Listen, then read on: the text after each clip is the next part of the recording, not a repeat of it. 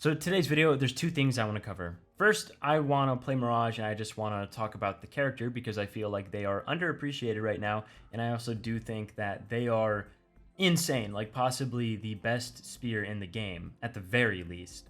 The second thing is talking about spear as a whole and kind of where it fits right now in the meta because I'm someone in particular who thinks the weapon's really good. And in the right conditions, you can have an almost 80 damage true combo. So pretty much on any map that has platforms, and a lot of the new maps, they do have at least one platform. That's all you need because every platform works with this. And essentially, the 80 damage combo I'm talking about, you have to be playing 8 strength Mirage at best if you're not playing 8 strength Mirage. And say you know what, say the defense and strength is even on the spear character you're playing. Well, you're going to get a whole 72 damage out of it. But I do think, like I said, I want to talk about Mirage because it's actually crazy that off one read, if you can just do a simple ledge cancel, right? If you can just do a D-Light, and on some maps, for example, Miami, it's easier than others, and I can show that later, but you can get basically 80 damage. It's like 78.5 damage that you can get off of one dodge read if you do catch them in the air currently.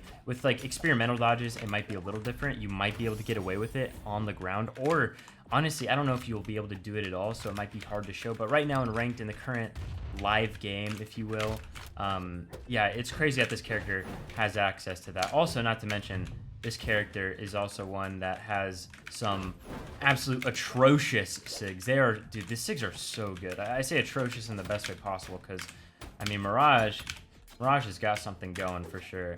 All right, they were able to get out of it there. I don't necessarily know why. I thought the dodge was consistent. I don't really pay too much attention to the changes, but it is what it is. What makes it even crazier is the fact that this is a character that's paired with another weapon that can put you in orange basically off one dodge read, and that's Scythe, which is wild. Like, and the thing is, the SIGs and Spear as a whole, and the 8 Force, they all make up for the fact that maybe sometimes on Scythe you can have a little bit trouble with killing. I would also say that a lot of people, I don't think that they are a fan of her having like lower speed, and by lower I mean it's average, it's 5. It's nothing special, but at the same time it's like still pretty good, right? If you go lower than 5 speed on Spear, it's gonna feel really rough, which is why personally I do not like playing Arcadia with the defense stance or just playing her at 4 speed. I have to take speed stance because it just feels so much better. One thing you might mention though is, oh, you lose out on Sarah into Enlight on Spear if you're playing this stance. Well, it's like, yeah, but also that's not, I really don't think it's that big of a deal. I mean, I think the reward overall is probably better. Now, to be fair, you can definitely give like valid reasons. I mean, the question is, how often are you going to be landing Sarah into Enlight? Really? That's where it comes into play. Like the damage you get off in general by hitting just random moves is going to be more than a, you know, Sarah into Enlight that's only going to work at like 10 health, right? That's like the biggest thing I would say. Like already, I probably got more value in those like couple moves I just hit than I would have if I got a Sarah into Enlight, if I had that true still. So it doesn't really matter. You're basically getting a free stat, I would say, for the most part. And I am a troll, dude. I couldn't tell I had no jumps. But yeah, I mean, Mirage also has like a sick little crossover. You know what I mean? This character's this is, what is this? Donatello? Donatello's cool. I mean, you know, being able to do that, that's pretty cool. I like the way he goes in the shell. I do think it's really cool. But Mirage, even if you don't have the crossover, like the rest of the stuff is also pretty sick. What are they gonna do? Weapon throw, ground pound. Oh, I mean, okay. I don't know what happened at the end there, but game 1, dub. And actually, here are the stats: 8 strength, 5 dex, and like I said, you need 6 dex to make Sarah into Enlight true on Spear. Not that big of a deal, I really don't think. And then you do have 4 defense and 5 speed. I also want to take a second to talk about the other Spear characters as a whole because this is also talking about, you know, the rest of Spear and stuff. Dusk, this is the best stance I think you can play for Dusk. Dusk, though, I think is probably the weakest Spear right now. Shang is still a freak, I'll just say that. Hattori, I think, also is making an appearance, and the buff on D-Sig is actually kind of cool, but that was for Sword. Queen Nai has some crazy SIGs, but again, is another character you have at best. You have 4 speed, so it's kind of lame. Nash is kind of a tough one because the Spear is good, and you can play some stances, and the speed is nice, but having 3 decks can feel a little odd. Now, that same can be said with Kaya, but also I think Kaya offers a little more in bow. Hammer, you're not going to get as much value probably because it did get nerfed pretty hard.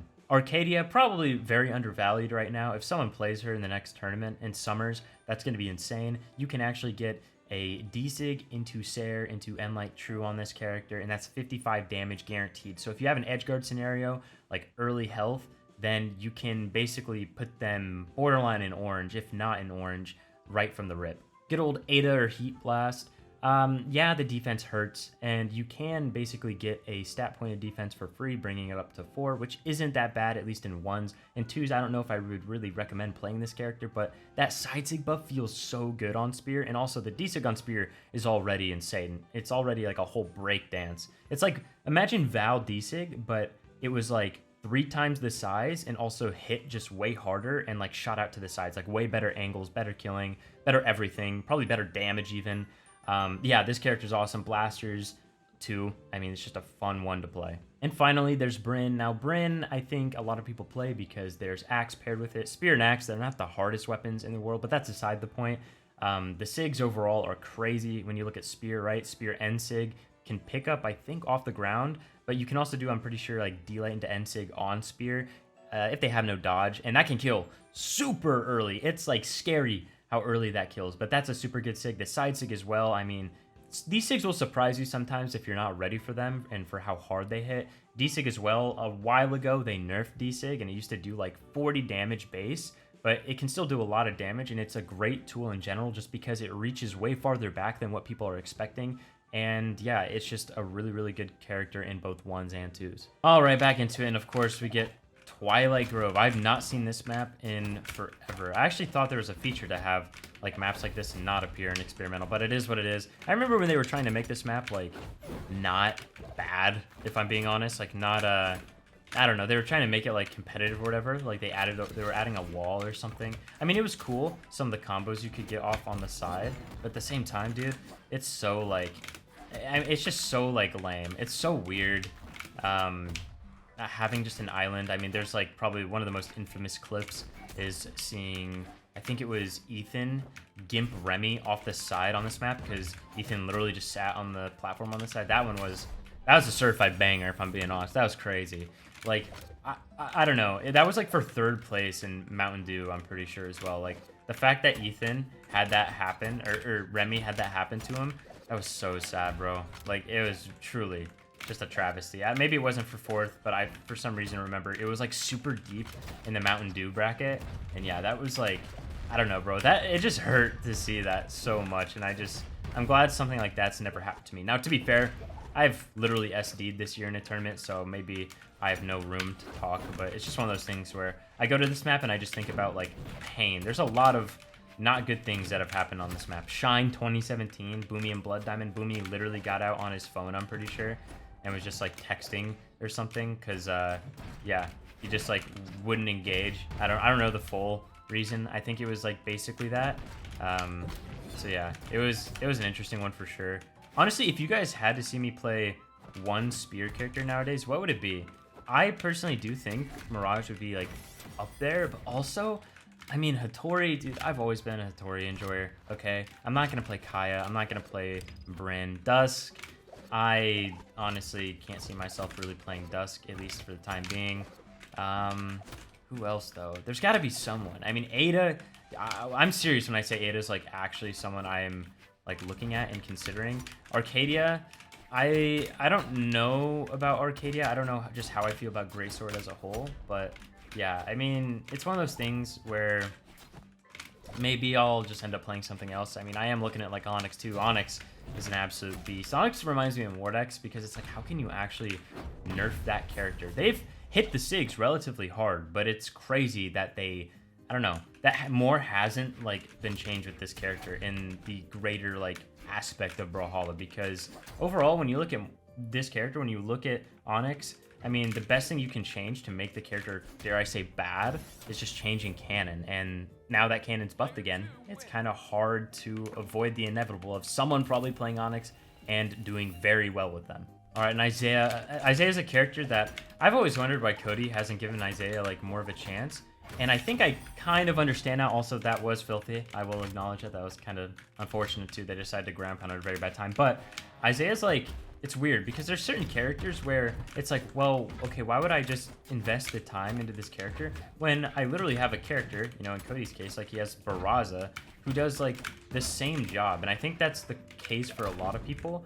And I think that's where like some people who like watch videos and like fans and stuff, like viewers, they don't necessarily understand. It's like, oh, why doesn't this person just play X character? It's like, well, they do have a character that's like, I don't know, in their mind does the exact same thing and arguably does the exact same thing or has like similar stats or something. So it's like, why play them when I could just go a completely different route and try something, you know, maybe newer, or I don't know, maybe not even about like trying something new, but just like a different angle instead of basically the same thing with just one different weapon. Because that's what like the difference between Isaiah and Brawlhalla is. It's basically, yeah, the SIGs aren't completely the same, but it's really like, and when you look at it, Brawlhalla probably has better SIGs. Isaiah, the side SIGs are kind of questionable. I mean, everything else in SIG department is really good, but the stats of the two, they are also like basically the same, and then they both have guns. So it's just like, okay, well, the question is more than anything, is Cannon like that broken to where it would seem like necessary? You know what I mean? And I don't think Cannon is at that point, but maybe I am just completely wrong. It'd be interesting to see someone play Isaiah at a super high level, and already, dude, the game's over 2 minutes just like that. So defense and attack are even. I'm running 8 strength if you're just curious. Okay, so you can do this in way more spots than you think, and like I said, this is the easier one to do it on. Miami Dome, basically all you have to do is you do your gravity cancel delight, and then you just go straight into the platform. It leads into itself, right? So you can get that third one. And if you're at 90 damage, like I am here, and keep in mind, like I said, this is even. I mean, how many roll-ins are you going to be running into anyways? So you can literally do double, all right? It leads into an X, triple, and then you kill. And that's crazy because that would mean that if they are running a character with lower than 8 defense, like let's go to, for example, let's go, what are we going on? Petra, let's say. All right, let's go Petra. Let's go, you know, let's go 10 damage down. Let's just see if this can kill. And it can. I got the one dodge frame, but the point of the matter is that yes, it can kill. And that's crazy, being able to kill at like 80 damage on this. I think that's super undervalued, but there's one more map I want to show you guys on, and it's kind of the hard one, and I'm going to explain it a little better, so hopefully you get it. Okay, so Small Great Hall is a map where not only can you do it off the top, right, and it's the same application as it is on Miami Dome, but you can also do it on the sides. To do this, you have to make sure you have the timing of your ledge cancels on, like, perfectly. Otherwise, it's not going to work, and you're going to do like a dare right through. Some people accidentally ledge cancel a lot, but you got to give more of a delay before you press the down input than you think, right? Like, you want to make sure you're peeking well over the ledge. Like, sometimes this is what happens if you do it too soon. You want to make sure your character actually lands. That's the biggest thing. As soon as the character lands, you want to go into it. Now, I'm kind of being lazy with it. Again, this doesn't work. You can't just like jump and basically like short hop and instantly press it. You got to peek over and then you got to go into it. So let's see if I can hit it first try. It's really not that bad once you get it, but sometimes me explaining things and actually doing them, it can be a little bit harder. So let's give it a shot. All right, so there you have it. As you saw, I dipped down back, and you can obviously go back and watch it, but there's more of a delay here than you realize. And even doing it outside of the combo, just like a random ledge cancel, it's kind of hard for me still. Like, it's one of those things where it's a feeling out process, and once you know how to do it, you'll understand it. And I'm sure once you hit training room, like, because this is stuff that if you can nail in training room, you're going to be able to hit this in ranked games and experimental, whatever you play, all the time. Again, it's really not that hard. And if you catch a double D-light, basically anywhere that you can land on a platform, you can do a triple D-light, which who knows, that might be able to end the game and completely turn something around. You never know. It's just more damage. At the very least, it's another 13 damage on Mirage. If you have like versus a 5 defense character, 8 strength versus 5 defense, right? That's going to do almost 80 damage. It's like, again, 78.5, like I mentioned at the beginning of this video. If you're playing even, right, like this, where it's just flat damage, you're going to be doing 72. So no matter what, that's an insane reward. But yeah, on Mirage, I think Mirage is a character that completely goes under the radar. And really, that's kind of where I wanted to end the video. So I hope you guys enjoyed, and I'll catch you in the next one. I have a fun one planned for Saturday. I'm hoping I have it done. I think I will. But yeah, thanks for tuning in, guys.